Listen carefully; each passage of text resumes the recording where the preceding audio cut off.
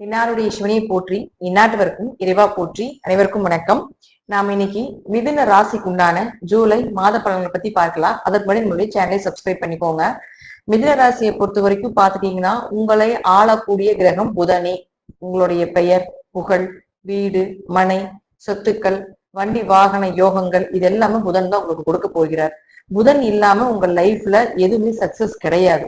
ஜாதகத்துல புதன் நல்லா இருந்தால் மட்டுமே வாழ்க்கையினுடைய தேவைகளை இன்னும் பூர்த்தி செய்ய முடியும். அப்பேற்பட்ட புதன் அப்படின்னு சொல்லக்கூடிய பாத்துட்டீங்கன்னா, இந்த மாதம் உங்களுக்கு 2ஆம் வீட்டுல இருக்கிறார். தனஸ்தானத்துல 18ஆம் தேதி வரைக்கும் நல்ல நிலையில இருக்கிறார்.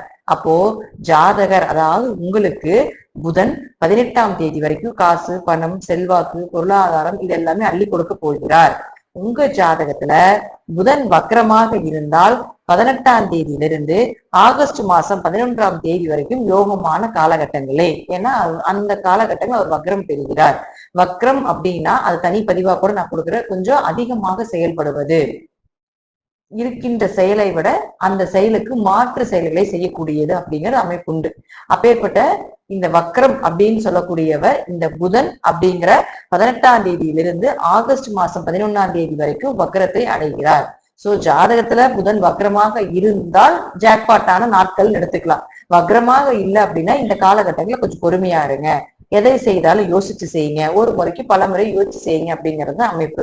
அதே போல பாருங்க, அடுத்தது உங்களுக்கு சூரியன். இந்த சூரியன் அப்படின்னு சொல்லக்கூடியவரும் உங்க ராசிக்குள்ளேயே 16ஆம் தேதி வரைக்கும் குருவோட சேர்ந்திருக்காரு. சூரியன் குரு சேர்க்கை அப்படிங்கிறது சிவராஜ யோகத்தை ஏற்படுத்தி கொடுக்கும் அப்படிங்கிற அமைப்பு உண்டு. அப்ப அந்த சிவராஜ யோகத்துல 16ஆம் தேதி வரைக்கும் சூரியன் இருக்கும் பொழுது உங்களுடைய முயற்சிகள் கைகூடும். உங்க கூட பிறந்தவர்கள் மூலமாக உதவிகள் கிடைக்கும்.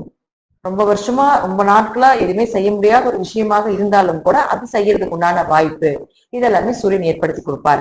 அடுத்தது 16ஆம் தேதிக்கு மேல 2ஆம் வீட்டுக்கும் வருகிறார். அப்ப 2ஆம் வீட்டுக்கு புதனோட சேரும்போது புதாக்கிய யோகமாக வேலை செய்யும். படிப்பு சார்ந்த விஷயங்கள், உங்களுடைய பேச்சுக்கு ஒரு மரியாதை, நீங்க செய்யக்கூடிய செயலுக்கு ஒரு மரியாதை இதெல்லாமே ஏற்படுத்தி கொடுப்பார். ஏதோ ஒரு வகையில பொருளாதார வளர்ச்சியும் காசு பணத்தையும் இந்த மாதம் கண்டிப்பாக மிதுன ராசிக்கு உண்டு அப்படிங்கிறதுல மாற்று கருத்துக்கள் கிடையாது. அடுத்தது சுக்கிரன். 5 மற்றும் 12ஆம் அதிபதியான சுக்கிரன் 12ஆம் வீட்டிலேயே உங்களுக்கு ஆட்சி பலம் பெறுகிறார். 5ஆம் அதிபதி 12ல ஆட்சி பலம் பெறும் பொழுது சுப செலவுகள் குடும்பத்துல நடக்கும். சுப விரயங்கள் நடக்கும். குடும்பத்துல ஏதாவது ஒரு சின்ன பொருட்கள் தேவை இருக்கு, அது வாங்க முடியாம இருக்கீங்க அப்படின்னாலும் கூட அந்த தேவைகளை பூர்த்தி பண்ணக்கூடிய ஒரு அமைப்பு. சூரியன் எப்படி உங்களுக்கு சிவராஜ யோகத்தை கொடுத்து பெயர் புகழை கொடுக்குதோ, சுக்கிரன் அதே போல பாத்துட்டீங்கன்னா உங்களுக்கு சந்தோஷங்களை கொடுக்கும் அப்படிங்கிறது அமைப்பு. அப்ப சுக்கிரனை பொறுத்த வரைக்கும் பயணங்கள், தீர்த்த யாத்திரைகள், வெளிநாடு வெளியூர் பயணங்கள், குடும்ப ஒற்றுமையா இருக்கிறது, குடும்பத்தோடு சேர்ந்து போயிட்டு வர்றது இந்த அமைப்பெல்லாம் ஏற்படுத்தி கொடுக்கும்.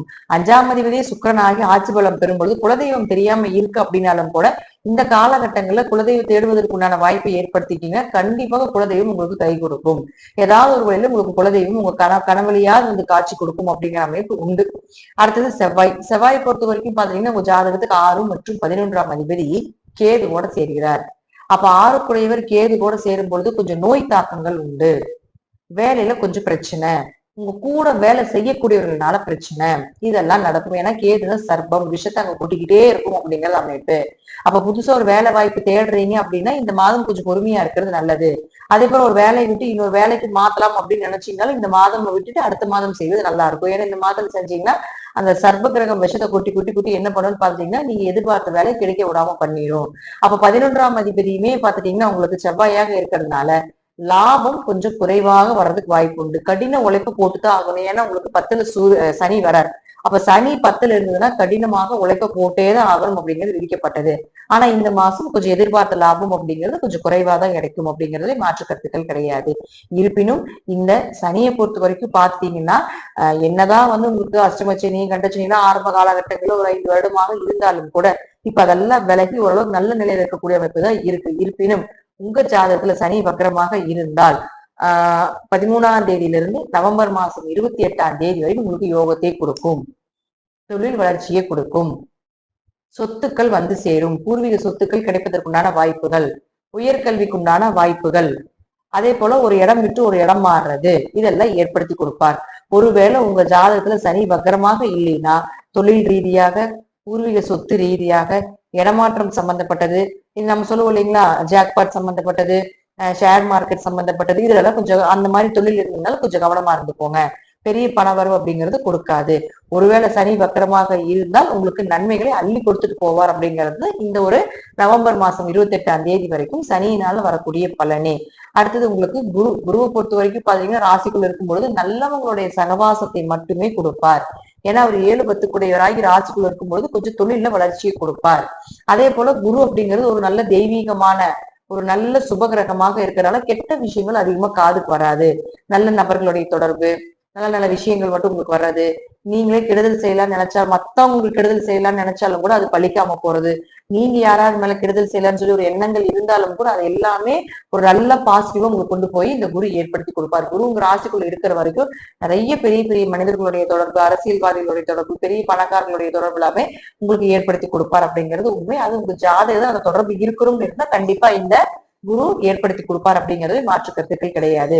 மிதுனத்தை பொறுத்த வரைக்கும் ரொம்ப வேலை சார்ந்த விஷயத்துல இந்த மாதம் லாபங்கள் சார்ந்த விஷயத்துல மட்டும் கொஞ்சம் கவனமா இருங்களே தவிர மற்றபடி ஓரளவுக்கு பணம், பொருளாதாரம், குடும்ப ஒற்றுமை, சந்தோஷங்கள், சுப நிகழ்ச்சிகள், சுப விரயங்கள் இது எல்லாமே இந்த மாதம் எந்த குறைவு இல்லாம நடக்கும் அப்படிங்கறதா உண்மை.